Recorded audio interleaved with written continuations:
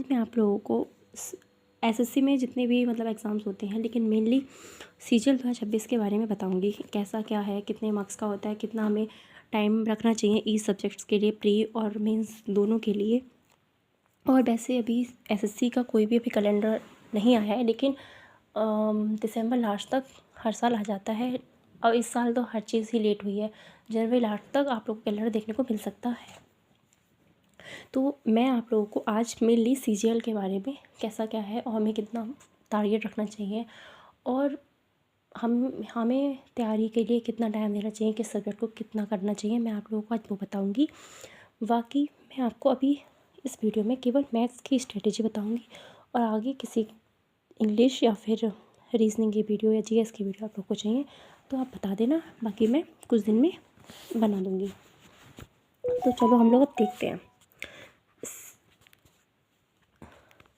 CGL में हम सबको पता है कि हमें टाइम 1 घंटा मिलता है, ठीक। और सबसे पहले जब हम तैयारी करने बैठते हैं तो हमें अपना टारगेट लिखना चाहिए कि हमारा टारगेट क्या है।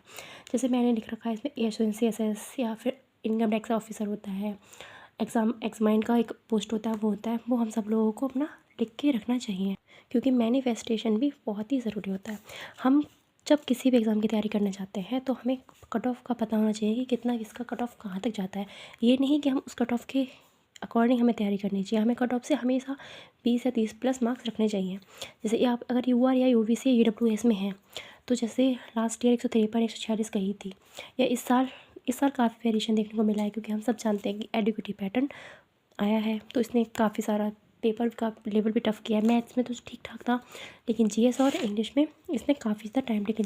जो इंग्लिश हम 8 से 10 मिनट में कर लेते थे, अब वही इंग्लिश 12 से 15 मिनट टाइम ले रही है।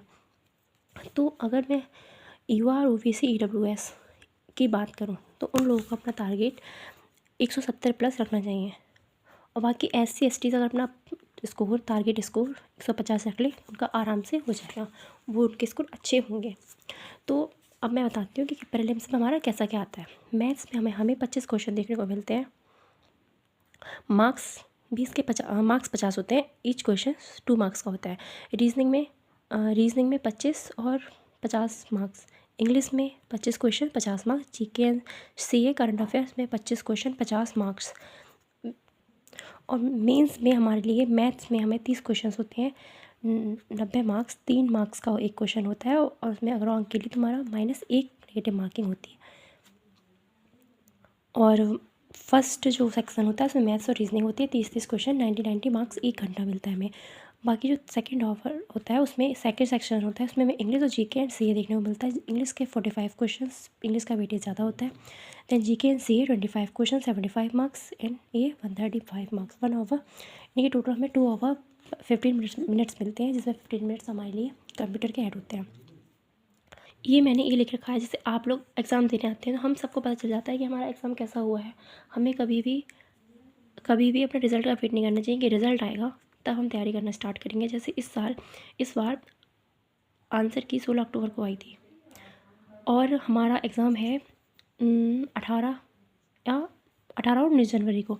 तो हमें नवंबर दिसंबर जनवरी 3 मंथ्स का हमें टाइम मिला है आंसर की के बाद भी अगर आप तैयारी करना स्टार्ट करते हैं तो भी आप लोगों को 2 मंथ्स मान के चलो, 3 महीने नहीं 2 मंथ्स मान के चलो भाई। अगर आप एग्ज़ाम डेट को मान के चलेंगे तो अक्टूबर नवंबर दिसंबर आपको पूरे 3 महीने मिल सकते हैं, क्योंकि हमें इस साल बिल्कुल जो रिज़ल्ट आया है उस रिज़ल्ट के बाद means after 1 month of prelims result, क्योंकि रिज़ल्ट जिस दिन आया उसके एग्जैक्ट मुझे डेट नहीं पता किस दिन आया था रिज़ल्ट, बट ऐसे ही 17 या 18 दिसंबर के टाइम पे रिज़ल्ट आया है हमारा, और 18 जनवरी को हमारा 18-19 को मेंस है। तो हमें सिर्फ 1 मंथ का टाइम मिला है, तो हम कभी भी रिज़ल्ट के ऊपर बैठेंगे तो हम अपना मेंस में गड़बड़ कर सकते हैं। तो हमें कभी भी रिज़ल्ट के ऊपर नहीं होना चाहिए। हमें हमेशा एग्ज़ाम्स के बाद अगर आपको पूरा कॉन्फिडेंस है तो एग्ज़ाम के तुरंत बाद, बाकी पढ़ाई तो हमें कभी बंद नहीं करनी चाहिए, क्योंकि पढ़ाई ख़राब नहीं जाती। आंसर की के तो तुरंत बाद एक भी दिन डिले ना करते हुए हमें अपनी पढ़ाई बिल्कुल सिंसियर स्टूडेंट की तरह स्टार्ट कर देनी चाहिए।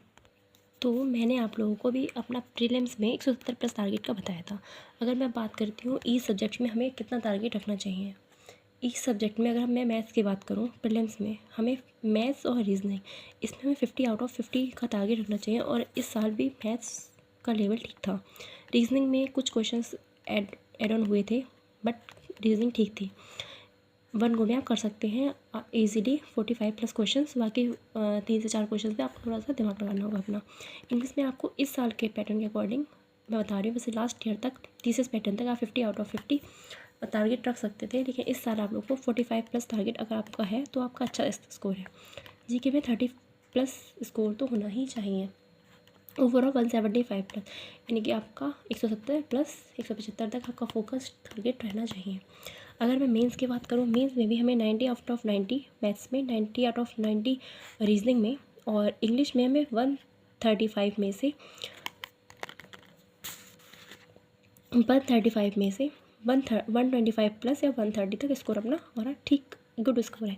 और जीके में 75 में से 40 प्लस स्कोर हमें होना चाहिए हमारा, यानी कि ओवरऑल 390 में से 350 प्लस। अगर आप जनरल EWS या OBC से हैं तो आपके 350 प्लस तो आपका टारगेट रखना ही चाहिए। 350 प्लस इसमें 170 प्लस प्लस अगर आप OBC जनरल और EWS से हैं। बाकी अगर आप SC ST से हैं तो आपको इसमें 150 प्लस टारगेट आप रख सकते हैं, और इसमें आप 320 प्लस टारगेट रख सकते हैं। हमें अगर CGL 2026 क्लियर करना है तो 3 steps to clear CGL 2026। First, complete your syllabus. Firstly हमें क्या करना है, हम कई बार कुछ वीडियो किसी और टीचर से देख लेते हैं, कुछ वीडियो किसी और टीचर से देख लेते हैं। हमें सबसे पहले अपना सिलेबस किसी भी एक जो जिस टीचर से आपकी ट्यूनिंग बैठ रही है, एक वीडियो आपको अलग अलग टीचर से देख लेनी है। फिर जिससे आपकी अच्छी ट्यूनिंग बैठ रही है आपको अपना सबसे पहले कंप्लीट सिलेबस करना है। फिर पहले चैप्टर वाइज आपको PYQ क्वेश्चन लगाने हैं, फिर मिक्स क्वेश्चन लगाने हैं। धीरे धीरे अपना माइंड बिल्डअप करना है। और मॉक टेस्ट और प्लस एनालिसिस तो ये मस्ट ही है। लास्ट कुछ लोग मैंने भी गलतियाँ की है कि मॉक टेस्ट लगा लेती हूँ, एनालिसिस नहीं करती हूँ। अगर आप जितना हमारा BT सिलेबस और PYQ का है उतना ही 50% अगर इसका है तो 50% ही मैं मॉक टेस्ट और एनालिसिस का है। तो मैं अब आप लोग को मैथ्स की स्ट्रेटेजी बताती हूँ कि आपको मैथ्स में कैसा क्या कहाँ से क्या।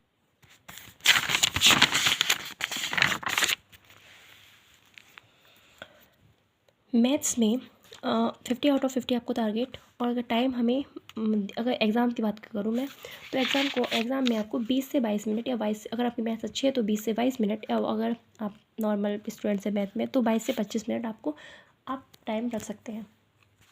और डेली अगर मैं डेली की बात करूँ कि हमें मैथ्स को कितना टाइम देना चाहिए तो टाइम 3 से 4 आवर हमें टाइम देना चाहिए। अब हम मैथ्स कहाँ से करें, तो मैथ्स कहाँ से करें इसका सिर्फ एक ही आंसर है कि या तो आप किसी रिलायबल टीचर का, जिस टीचर का आपको समझ में आ रहा है, ट्यूनिंग बैठ रही है, उसका आप जैसे बहुत, मैं किसी टीचर को रिकमेंड नहीं करूँगी। जिसको भी आप लोगों को टीचर्स अच्छे हैं, जैसे कि मुझे मेरी ट्यूनिंग गगन सर से अच्छी बैठती है तो मैं गगन सर से करती हूँ। अगर आदित्य सर से बैठ रही है आपको आदित्य सर से करो, अविनाश सर, या फिर जो भी टीचर्स हैं सारे टीचर से अच्छे हैं, बस आपकी ट्यूनिंग किसके साथ बैठ रही है ये मैटर करता है। फ्रॉम योर पेड बैच, जिससे भी आपकी ट्यूनिंग बैठ रही है उससे ले सकते हैं, और या फिर फ्रॉम यूट्यूब में अगर आप भी यूट्यूब पे भी किसी टीचर से कर सकते हैं। बट यूट्यूब पे बिल्कुल अच्छी तरीके से प्लेलिस्ट में किसी भी टीचर ने लाइन से चैप्टर्स नहीं कराए हैं। तो आप लोग पेड बैच या फिर यूट्यूब से जो जिस टीचर्स का आपको अगर आपके पास है सजेशन तो आप उससे कर सकते हैं। बाकी मेरा सजेशन ये कि SSC मैथ्स में पवन राव सर ने सारे चैप्टर्स का क्रिस्प कंटेंट अच्छे से करा रखा है, तो आप यहाँ से भी कर सकते हैं अगर आप कोई आपने पेड बैच नहीं ले रखा है तो। और सबसे पहले मैथ्स के या फिर रीजनिंग कोई भी अगर सब्जेक्ट कर रहे हैं तो हमें रीजनिंग में कुछ चैप्टर्स होते हैं जिनके हमें नोट्स बनाने ज़रूरी होते हैं, तो हमें मेक प्रॉपर नोट्स। क्योंकि लास्ट टाइम में अगर आपको कोई चीज़ समझ में नहीं आ रही है, आप मॉक्स दे रहे हैं, मॉक एनालिसिस कर रहे हैं, तो आप उस पैटर्न के क्वेश्चन अपने नोट्स में देखोगे तो टाइम हमारा सेव होगा। अगर आप वही वीडियो को बार बार चला के देखोगे तो उसमें आपका टाइम ज़्यादा जाएगा। हमें चैप्टर वाइज PYQs करने हैं, रिवाइज़ हमें अपने नोट्स जो भी हमने नोट्स बनाए हैं अपने, उनको बार बार रिवाइज़ करने हैं। कम से कम एटलीस्ट 3 बार तो हमें अपने नोट्स को प्रीलिम से पहले और मेन से पहले कम से कम 5 बार अब हमें अपने नोट्स को रिवाइज़ कर लेना है।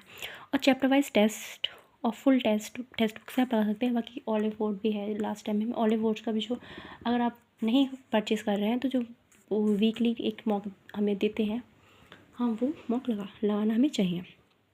और जब भी हम और हाँ, हमें स्टार्ट किससे करना है, अर्थमेटिक्स से, क्योंकि अब एडीक्यूटी में हम ये देखने को मिला है कि अर्थमेटिक ही ज़्यादा पूछ रहे हैं। बाकी TCS पैटर्न में भी हमारा अर्थमेटिक का वेटेज हमेशा से ज़्यादा रहा है, लेकिन इस बार एडवांस में बहुत कम 5 से 6 क्वेश्चन वो भी मेंसुरेशन या अलजेब्रा के देखने को मिले हैं। सबसे पहले हमें वेटेज देखना है कि किस चैप्टर का क्या है। हमें अर्थमेटिक से स्टार्ट करना है। सो वेटेज, टाइम एंड वर्क हो गया, परसेंटेज हो गया, रेशियो हो गया। ये चैप्टर्स ऐसे हैं जो हमारा इंटरेस्ट बिल्ड करते हैं और हमारा अर्थमेटिक इनसे काफ़ी हद तक हमें हेल्प मिलती है। बाकी हमें अर्थमेटिक के जितने भी चैप्टर्स हैं वो करने हैं, फिर एडवांस करना है। अब मैं बताती हूँ एडिक्विटी पैटर्न के अकॉर्डिंग। अगर मैं देखूँ इस बार मैंने जो देखा है कि अकॉर्डिंग टू एडिक्विटी पैटर्न हमारा जो किस सब्जेक्ट का या किस मतलब मैथ्स में या फिर मैंने सब सब्जेक्ट का वेटेज देख लिया, सारे सब्जेक्ट में किस चीज़ का वेटेज है। अगर मैं मैथ्स की बात करूँ तो मैथ्स में अर्थमेटिक में सबसे ज़्यादा जो क्वेश्चन पूछे गए हैं वो SICI से पूछे गए हैं। SICI में तीन क्वेश्चन पूछे ही गए हैं। रेशियो प्रपोर्शन हो गया, एवरेज हो गया, time and work, pipette system, partnerships, इसमें 3 और इसमें 2 क्वेश्चन पूछे गए हैं।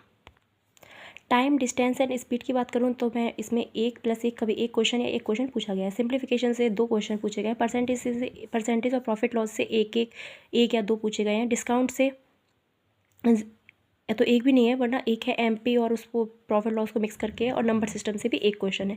एडवांस मैथ की बात मैं करूँ तो अलजेब्रा से एक क्वेश्चन देखने को मिला है, ट्रिगो से मिला है, और ज्योमेट्री से मिला है, मेंसुरेशन से मिला है। मैं सबसे ज़्यादा जो वेटेज रहा है इस साल 2 से 3 क्वेश्चन का मेंसुरेशन का है। 3 4 क्वेश्चन भी इस बार मेंसुरेशन, स्पेशली 2D, स्पेशली हमारी 2D मेंसुरेशन पूछी गई है। और DI का भी 1 या 2 या फिर एक भी देखने को नहीं मिला है। बट ये चैप्टर्स अलजेब्रा में एडवांस में इंपॉर्टेंट है। लेकिन सबसे ज़्यादा जो आप अगर स्टार्ट करो तो पहले आपको ये करना है, क्योंकि सबसे ज़्यादा वेटेज इन दोनों का ही रहा है। मेरे अकॉर्डिंग मैथ्स पे अगर आप इतना सब कुछ कर लेंगे और अगर सिंसियर स्टूडेंट की तरह एक फोकस्ड माइंड से अगर आप लोग पढ़ाई करेंगे तो आप 2 से 3 महीने में मार्च तक आप अपना सिलेबस कंप्लीट और रिवाइज कर सकते हैं, अगर आपने एक बार सिलेबस कर रखा है। वरना आप 5 months is sufficient for CGL 2026। तो अगर आप लोगों को ये वीडियो पसंद आई हो तो please like and subscribe my video.